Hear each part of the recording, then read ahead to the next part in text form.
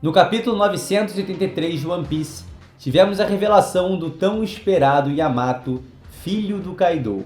Sem dúvida, ele e Oden possuem algumas conexões curiosas, o que fez muitos leitores pensarem que poderia se tratar até mesmo do próprio Kozuki.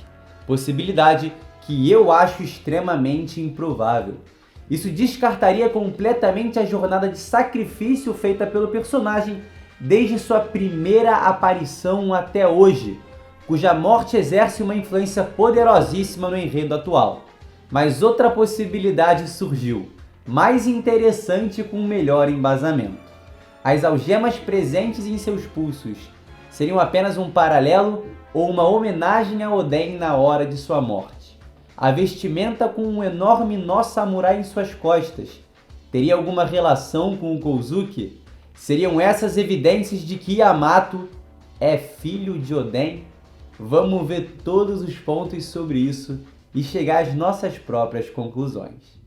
Fala galerinha, chapéus de palha aqui, eu sou o Felipe e hoje eu vou trazer para vocês a minha opinião sobre a relação entre Yamato e Oden. Muita gente falou, Felipão, vai dar uma olhada no vídeo do Evandro Fusari lá, nosso parceiro do canal Mangaque, para ver o que ele falou. Achei muito interessante, vou conseguir inclusive acrescentar mais coisas aqui para a teoria desse nosso querido Nakama. E também vi o review do Derek, obviamente, e tenho pontos aqui a acrescentar nessa relação toda sobre o Yamato. Então, cara, checa os links na descrição, já deixa aquele seu like, se inscreve no canal se você não é inscrito e, rapaziada, simbora agora para essa teoria e no final vou dar a minha opinião sobre tudo isso e o que eu acredito que seja realmente a relação entre Oden e Yamato. Vem, nova vinheta! Yamato, que acaba de ser introduzido para nós, parece ser um personagem muito diferente de seu pai, ou suposto pai, Kaido. A clava que ambos carregam possui detalhes que intensificam suas personalidades. A arma de Kaido possui protuberâncias pontiagudas, enquanto a de Yamato possui protuberâncias arredondadas, o que mostra que enquanto o Kaido quer realmente machucar seus adversários, Yamato é mais pacífico e opta por finalizá-los sem tanta agressividade como fez com a Uruchi. Apesar de ser extremamente cômico, engraçado e irônico, a gente falar sobre uma parada menos agressiva do que aquele porradão que ele dá na Uruchi. Mas enfim, eu sei que vocês entenderam. Parece que esse personagem vai ser uma figura parecida com o que Katakuri foi, mas sem que seja necessário um confronto direto contra ele. Uma pessoa que é boa, honrada, mas herdeira de um tirano. O Katakuri é mais velho, mais sábio, enquanto Yamato é um cara aparentemente mais jovial, rebelde e animado. Os dois me passam essa vibe de gerações futuras que vão substituir seus antecessores, mas tratarão tudo de forma mais ética, serão pessoas mais justas e criarão ambientes melhores. Por mais que pareça que o Yamato ele não vai ter essa questão de herdar as coisas do Kaido, porque ele parece ser alguém que quer se jogar no mundão, que quer ir para os mares. Então isso também é um ponto super importante para esse vídeo. Porque isso se assemelha muito ao Oden, que queria viver uma vida mais livre, mas seu pai, Sukiyaki, o enxergava como um herdeiro de todas as suas responsabilidades. Assim como Kaido deve enxergar o Yamato. Quando Oden vê Barba Branca, ele vê a oportunidade de viver a vida que sempre sonhou, algo que agora parece estar ocorrendo com o Yamato ao ver o Luffy. Então tá bem claro aí um paralelo entre sentimentos e circunstâncias vividas pelo Yamato e também pelo Oden. É importante lembrar aqui, apesar de muito bem dito pelo Derek e pelo Evandro, é que o Yamato deve ter ouvido falar do Luffy quando o Ace estava em Wano há 4 anos atrás, antes de se juntar aos piratas do Barba Branca. A gente sabe que o Ace ainda tem um papel importante para desempenhar em Wano e pode ser em relação a isso. O Punhos de Fogo amava falar de seu irmãozinho para todo mundo e pode muito bem ter comentado com o filho do Kaido, que ao ouvir sobre essa pessoa que sonhava em ser a mais livre do mundo, ficou fascinado em conhecê-lo. Afinal, ele também quer ter essa liberdade, ele quer ser extremamente livre, mas sua família o limita. Vale pontuar também, isso é algo que eu acrescento aqui, que o Yamato também deve ter ouvido do próprio Kaido alguma coisa sobre o Luffy. Talvez sobre o ter derrotado, talvez sobre ele ter invadido o Wano, talvez sobre ele estar na prisão, ou até mesmo sobre ter derrotado o Doflamingo, consequentemente arruinando vários esquemas do submundo. Enfim, ele pode ter ouvido de novo o nome desse garoto, dessa vez causando problemas para o seu pai, que é o algoz de sua vida, que o limita a realizar os seus sonhos. Então ele certamente foi criando essa expectativa para conhecer o Luffy, se não só pelo Ace, também pelo próprio pai, de maneira indireta e inconsciente. E provavelmente é isso, tá? O Kaido ele pressionava seu filho para ele ser seu herdeiro e seguir os seus passos. Basicamente, herdar todas as suas conquistas e responsabilidades. Isso para alguém como Yamato, que parece ter um espírito livre e vontade de sair pelo mundo afora, fazia o efeito oposto. Cada vez que ele se sentia mais pressionado e amarrado a obrigações impostas, mais ele queria se libertar dessas amarras. Ao ouvir sobre o Luffy, ele vislumbrou a possibilidade de uma vida livre. A própria máscara Hannya que ele usa é a representação de sentimentos humanos confusos, de conflitos internos e externos, e normalmente os atores a usavam para transmitir uma identidade, uma personalidade nebulosa aos seus personagens. Isso casa perfeitamente com o que ele tem de desejo genuíno e essa incumbência imposta pelo Kaido em seu próprio filho. Basicamente, tudo isso mostra paralelos claros entre Oden e Yamato. Para dar sequência à ideia de que eles são sim pai e filho, a gente precisa analisar a mãe. Nessa teoria, acredita-se que a Toki não morreu. No capítulo 973, quando ela desfere a promessa e morre, havia um soldado do Kaido ali. A gente não vê ela morta, então talvez o soldado tenha a capturado e levado até o Yonkou Kaido. Nos capítulos 918 e 919, não temos uma lápide para a Toki em meio aos túmulos do Kozuki. E por que não haveria esse túmulo ali? E logo mais eu vou chegar numa explicação praticamente definitiva para isso, tá? Então se liga aí. A ideia aqui é que quando a Toki foi capturada, ela poderia estar grávida de seu terceiro filho, o terceiro filho de Oden. Esse foi parido por ela enquanto prisioneira e criado por Kaido em Wano, um jovem absurdamente forte como seu pai, Oden. E as pessoas não desconfiariam que essa força vem de Oden, porque o Kaido é extremamente poderoso e o Yamato é dito como filho do Kaido. Então, em resumo, Yamato é o filho do Oden, criado por Kaido. Herdou a incrível força física e desejo de seu verdadeiro pai, de explorar o mundo e expandir seus horizontes. Ele acredita na profecia de abrir as fronteiras de Wano e que uma pessoa viria em 20 anos para mudar o mundo. Algo que ele pode até mesmo ter ouvido de sua própria mãe e até então prisioneira Lady Toki. Quando Ace foi para Wano e falou sobre Luffy, os olhos de Yamato brilharam remetendo à profecia. E mais tarde, quando Kaido voltou a falar sobre o Chapéu de Palha, Yamato vislumbrou um futuro incrível, onde poderia viver livre e finalmente ser solto de todas as suas amarras. E é isso que aponta a teoria. Cara, é bonito? É muito bonito. Tanto que eu fiz questão aqui de acrescentar outros pontos para fortalecer essa teoria. Só que a minha crença é diferente. Eu acho que o Yamato, no fim das contas, será só um fanboyzaço do Oden. E agora eu vou pontuar tudo para explicar para vocês o porquê de eu acreditar somente nisso. Acho que o primeiro ponto é que isso pode refletir numa tirada de importância e peso do Momonosuke dentro da obra. Ele é o símbolo da rebelião, o Kozuki que carrega o desejo de várias e várias gerações em suas costas, assim como seu pai carregou. Por mais que nessa teoria o Momonosuke seja mais velho que o Yamato, sendo assim o herdeiro legítimo do clã, existiria outra pessoa que poderia substituí-lo, fazendo com que o Momonosuke não seja tão fundamental assim. Só que ele é trabalhado há tanto tempo, ele tá lá com a gente desde Punk Hazard e vem crescendo e vem mostrando importância, cada vez sendo mais louvado como símbolo da rebelião, e aí ele ter um substituto, a possibilidade de alguém que entrasse ali no lugar dele, eu acho que vai um pouco na contramão de tudo que tem sido construído. Mas, obviamente, não é só isso. Vamos aos outros pontos. O grande problema que eu vejo aqui também é que a gente teria mais uma vez aquela questão do personagem que morreu, mas não morreu.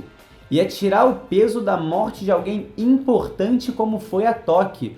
O final dela, de não saltar para o futuro e apostar sua fé na próxima geração, é o que torna a história dela linda. É o que transforma algo ordinário em esplêndido. Ela ter sobrevivido ali é possível, sim, tá visto os elementos dentro da obra, mas eu prefiro acreditar que não. Afinal, não é a Lady Pock, é a Lady Toki. Ela não tem a vontade dos P. Esquece, corta isso fora. E também há outros pontos sobre ela. A fruta dela no enredo atual tem potencial para dar uma cagada no pau. E o Oda trabalhou tão bem o conceito de viagem no tempo, que é tão problemático em diversas histórias, que me dá um medo real, me deixa verdadeiramente receoso de que esse poder possa voltar para a história principal agora nesse plot e, cara, ser trabalhado de outra forma, causar uma complicação ou ter um furo de, poderia ter sido utilizado esse poder, mas não foi usado, consequentemente gerando ali problemas narrativos dentro de uma obra tão bem construída narrativamente como é One Piece. Então eu sigo acreditando que a escolha do Oda de deixar esse poder no passado, gerando consequências para o futuro, que seria no caso o nosso presente, perfeita, e espero que ele não mude isso. Um dos pontos principais também de por que a Toki ainda estaria viva é porque não há uma lápide para ela. Cara, e essa é uma pergunta muito boa. Por que não haveria um túmulo para Lady Toki? A gente tem ali lápides para o Momonosuke, Kanjuro, Kinemon, Raizou. Então esses túmulos são só uma homenagem, não que necessariamente os corpos estejam presentes ali. Dessa forma, eles não precisam do corpo da Toki para fazer uma lápide para ela. Então por que diabos, se mesmo não precisando do corpo, a gente não vê uma lápide para ela? E a resposta vai chegar agora. Yes! O que acontece é que muitas vezes quando o volume de One Piece é lançado, são feitas algumas alterações. Quando o capítulo 919 foi lançado de forma semanal, era assim que a imagem aparecia, com os seguidores de Oden e com sua família. A gente percebe que os Kozuki, diferentemente dos bainhas vermelhas, recebem um chapéuzinho de telhado no topo de suas lápides. E como temos 3 ali, remetemos logo a Hiyori, dita morta, Momonosuke, dito morto, e Oden, claramente morto. Mas quando saiu o volume 91, tivemos uma alteração muito importante nesse capítulo. Tá aí o surgimento de mais 1, 2, 3 lápides, mas o detalhe importante é para mais uma lápide com telhadinho. Sendo assim, os 4 Kozuki, a família de Oden, seu filho Momonosuke, sua filha Hiyori e sua mulher Lady Toki. Então provavelmente é que com essa correção a gente tem ali definitivo o túmulo simbolizando a morte da Lady Toki. Até porque a gente já viu personagens do passado falando que ela morreu e também já vimos personagens do presente falando que ela morreu. Então eu acho realmente que ela está morta. Não descarto essa possibilidade, tá? Existe, cara, várias variações, vai saber o que está passando na cabeça do Oda, mas essa é a minha opinião acerca dessa questão. E bom, os sentimentos mistos de Yamato, representados pela Máscara Hannya, devem ser mais por essa questão dele ser cobrado pelo Kaido, do Kaido querer que ele viva uma vida de determinada maneira, enquanto seus desejos mais genuínos são outros.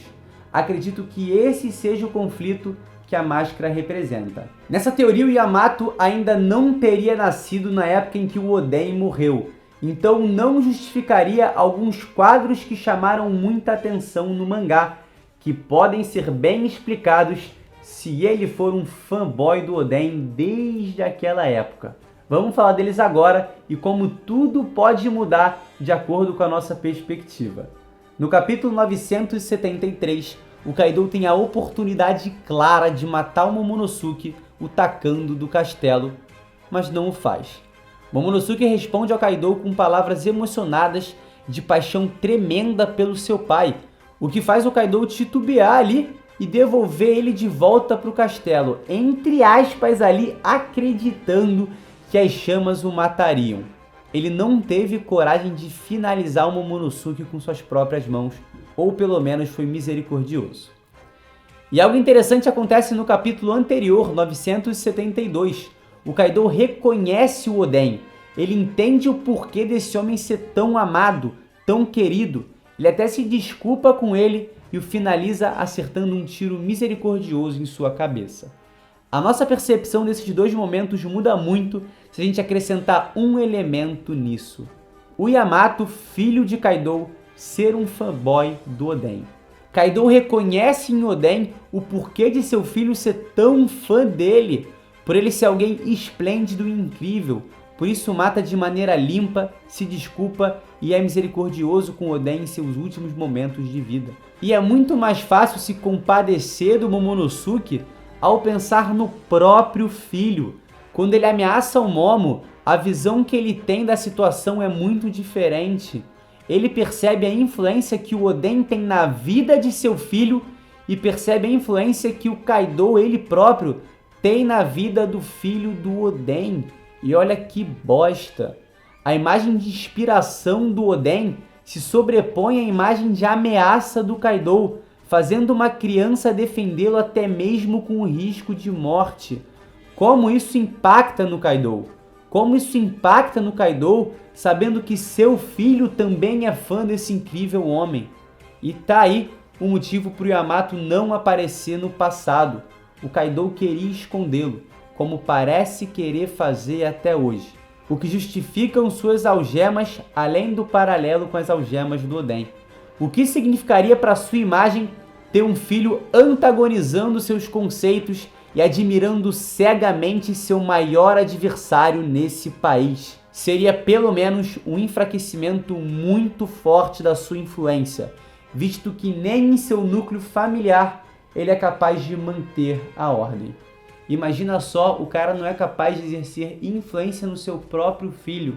Imagina como ele comandaria uma nação. Eu fico imaginando aqui uma cena engraçada, tipo do Kaido, ele pega o copo assim, vai no quarto do Yamato, coloca assim o ouvidinho, aí tá lá o Yamato gritando, ou falando baixinho, né, assim pro travesseiro, falando, Oden, quanto mais fervido, melhor ele fica. Aí o Kaido começa a chorar, vai beber, tenta se suicidar, porque ele nem acredita nessa relação bizarra que o Oden tem com seu carisma, capaz de convencer tantas pessoas de que ele realmente foi uma pessoa incrível e que seus passos são justos, são éticos. E é isso, eu acho que o Oda vai jogar pelo mais simples e mais poderoso, para mostrar que a influência e o carisma do Oden eram tão gigantescos que não só conquistou a nós leitores e os habitantes do país de Wano, como também conquistou a admiração do filho de seu maior antagonista. Dessa forma, teremos ainda mais forte a mensagem do quão amado Oden era, sem nem mesmo precisar ter um laço sanguíneo com aqueles que seguem os seus passos, como já vem sendo mostrado há muito tempo. E essa é a minha opinião. Eu acredito que Yamato vai ser realmente só um fanboyzaço do Oden, mas também fiz questão aqui de levantar os outros pontos para caso você ache mais interessante acreditar sim que ele é filho do Kaido. Então aí as duas teorias, você decide qual você prefere acreditar, e eu quero realmente te perguntar qual é a sua opinião sobre a relação entre Oden e Yamato. Deixa aí nos comentários, checa os links na descrição, se inscreve no canal se não é inscrito, deixa aquele seu like agora no finalzinho do vídeo que ajuda pra caramba, e muitíssimo obrigado por me acompanhar até aqui. Tava com saudade, já vou voltar a trazer mais e mais vídeos e a gente se vê no próximo. Valeu!